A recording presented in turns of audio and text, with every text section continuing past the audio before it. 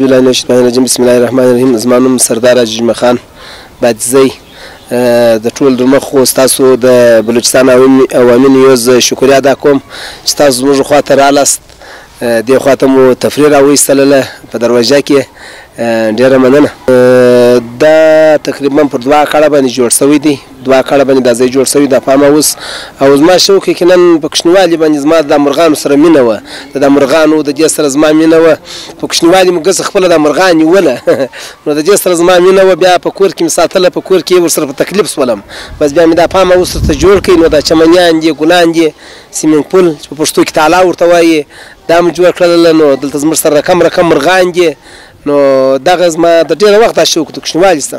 بالکل د دې زموږ سره رقم مرغان سته، دلته زموږ سره زاڼې سته، دلته زموږ سره وسۍ سته، زموږ سره بیزوګیان سته، زموږ سره سیمور مرغان سته چې تاوز مرغان هم ورته وایي څوک، او زموږ سره زرکان سته، د غره پسونه سته، شتور مرغان سته، دلته زموږ سره طوطیانو، میټوګانو، رقم مرغان زموږ سره سته. چوکیدار هم د دې زموږ سره سته، چوکیدار خو دی ناست دی، چوکیدار د دې زموږ سره سته. په دې کې دا 24 غنټې چوکیدار د لیه.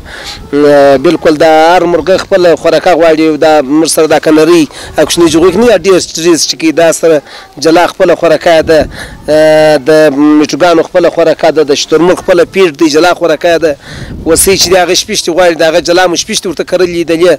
نو دا هر مرغه خپل جلا خوراکه ده. نو بالکل تقریبا خو لري تقریبا د میاشتې 1 لک روپۍ دی خوراکه کوي. 1 لک روپۍ د میاشتې دی ته زه د خوراکي شیان ورته راوړم. د ځان لپاره نه جوړ کړم، ما که ځان لپاره جوړ کړم خو هلته کور به مې مرغان درولي وای. دا شمېل دا ځای جوړ کړي. دا تقریبا 2 کروڑ روپۍ تقریبا دا مځکه ده، 2 کروڑ روپۍ دا مځکه ده. 1 کروڑ 10 لک روپۍ ما دا ځای پسې جوړ کړي. دا 3 کروڑ 10 لک روپۍ، 3 کروڑ 10 لک روپۍ ما د عوامو دپاره خرڅ کړلې. دا مې د عوامو دپاره خرڅ کړلې، بلکې دا په 2010 کې، اوس خو ډېرې پیسې کېږي، دا په 2010 کې دا ما ځای ورته جوړ کړي. نو دا مې د عوامو دپاره چې دلته انسانان راشي، انجوای وکړي، ساعت یې تېر شي، پام یې په بله شي، انسانان وروره سوچ یې بدل شي. زموږ سوچ دا دی، زموږ فکر دا دی چې انسانانو ته خوشحالي ورکړو، انسانانو ته مینه ورکړو، انسانانو ته محبت ورکړو. دا غمونه وو، دا پریشانۍ وو، دا بدبختي وو، دا نشې ختمې شي، انسانان د تفریحګاهو خواته راشي. بلکې بلوچستان کې خو تفریحګاه وو، د تفریح ځایونه شته هم دلته سرکار هم خاص توجه نه ورکړې، نشته تفریح ځای تاسې بیا نه وینئ نشته. نو ځکه چې موږ دا ځای ورته جوړ کړي و دا انسانان دلته ډېر انسانان راځي، لاهور، کراچي مېلمانه ورته راغلي دلې راولي. ډېر قیمتي شیان شته. په دې کې چا څوک ګفټ راوړي، په هغه کتاب کې نوم لیکل کېږي، 100 کاله 200 کاله بعد د ده نوم یادېږي چې دا شی په دا موزیم کې پروت دی، دا پلانکي سړي راوړی دی، دا اشرف خان راوړی دی، دا شی نواز خان راوړی دی، دا شی چا راوړی دی، چا دا شی راوړی دی، هغه سړي نوم پر دا باندې لیکل کېږي. شی هلته پروت دی. که نوې ټکنالوژي، که زړه، که نوی شی، که پخوانی شی، که نوی شی انتیکه شی. زموږ سره ډېر په دې کې 500 کاله مخکې مومبتۍ شته، شم د مسو څخه جوړ دی، قرآن شریف دی ورکه د سرو زرو د 130 کاله مخکې توپکان چې باروت یې خوړل په هغه ټیم کې، 120 کاله مخکې توپنچې.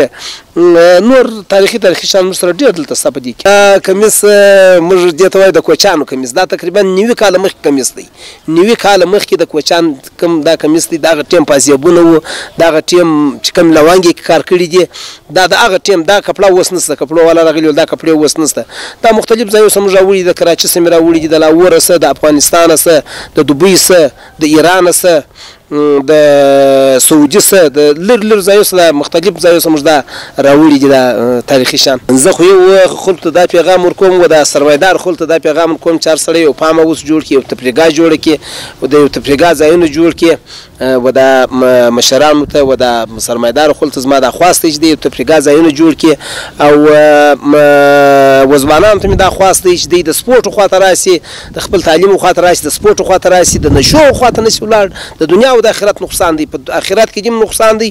منځ او داسو دا نشته، نیکه نو چې په نشو اخته سپید مالی او خواته زور دی ځي، او دنیا هم تباه ده. هر یو بد سړی ویلا که دا نشي دی چې ځوانان د سپورټو خواته راشي، ځوانان د تفریحګاه ځایونو خواته راشي، دغه نشو دغه ناسوره څخه ځان لرې کړي. او د خلکو سم دا خواست چې دوی یو ځایونه ځي چې د لې خپل علاقو کې وګرځېږي، موږ ته د لې ټنډه زیارت و دې خواته او دې خواته ولاړ سي د لرې لرې ځایو څه ضرورت دی چې ناکه هلته پریشاني ورته جوړه سوي پامه اوس خو دا دی دا خو دا زموږ په لاس کې دی چې موږ نو بیا بچیان یې د خیره سره بیا به هغې انشاءالله د خلکو خدمت کوي د مېلمنو خدمت به کوي د چار څوک راځي انشاءالله عزت یې کېږي خدمت یې کېږي بلکل دا موږ جوړ کړی دی د انسانانو دپاره د جمعې په ورځ خو د اتوار په ورځ خو ډېر راشي دا نور ورځ لا خامخا چوکیدار په یو کار ما راخته یي راشو دا دونه نه یې نو داسې خبره ده دلته موږ د نشیانو دپاره یو هسپتال هم جوړ کړي دلته دا راځي دلته خدمت کېږي دلته مفت علاج کېږي د نشیانو مفت علاج کېږي مفت خدمت کېږي سهار غرمه ماښام سهار ناشته غرمه ډوډۍ ماښام ډوډۍ ډاکټر ورته راځي او مولوي صاحب ورته راځي سبقان ورته وایي ورزش ورکول کېږي نو دلته موږ یو نشیانو هسپتال هم ورته جوړ کړی دلته موږ د فوټبال ګراونډ هم ورته جوړ کړی دی خو دا ځوانانو ته موږ د خپله وس په خدمت کې لګیا یو نو کوشش به کوو